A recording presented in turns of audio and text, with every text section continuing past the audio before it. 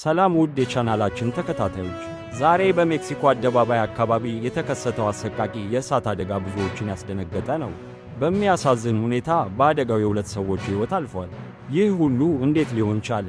እሳቱ እንዴት ተነሳ? የደረሰው ጉዳትስ ምን ያህል ነው? ሙሉውን ዝርዝር በዚህ ቪዲዮ እናያለን። አደጋው የተከሰተው ዛሬ ረፋድ ላይ ነው። እሳቱ ከመነሻው በከፍተኛ ፍጥነት በመዛመቱ በአቅራቢያው የሚገኙ ንብረቶችን ሁሉ አውድመዋል። የአካባቢው ማህበረሰብና የእሳት አደጋ ተከላካዮች እሳቱን ለመቆጣጠር ከፍተኛ ርብርብ ቢያደርጉም የእሳቱ ግለት ከፍተኛ ስለነበር ሥራው እጅግ አዳጋች ነበር። በአሁኑ ሰዓት አካባቢው በፖሊስ ቁጥጥር ስር ውሎ ምርመራ እየተካሄደበት ይገኛል። በጣም የሚያሳዝነው ደግሞ በዚህ አደጋ የሁለት ሰዎች ሕይወት ማለፉ በይፋ መረጋገጡ ነው። ሌሎች የተጎዱ ሰዎችም ወደ ሕክምና ማዕከላት ተወስደው ሕክምና እየተደረገላቸው ይገኛል። የሟቾች ቤተሰቦች እና ጎረቤቶቻቸው በከፍተኛ ሐዘን ላይ ናቸው። ይህ አደጋ መላውን የአካባቢው ነዋሪ ስጋት ላይ የጣለ ክስተት ሆኗል።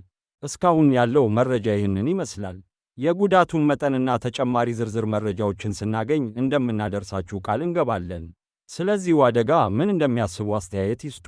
ቤተሰቦቻቸውን በሐዘን እንጠይቅ። ተጨማሪ የሰበር ዜና መረጃዎችን ለማግኘት ቻናላችንን ሰብስክራይብ ያድርጉ። ስለተከታተሉን እናመሰግናለን።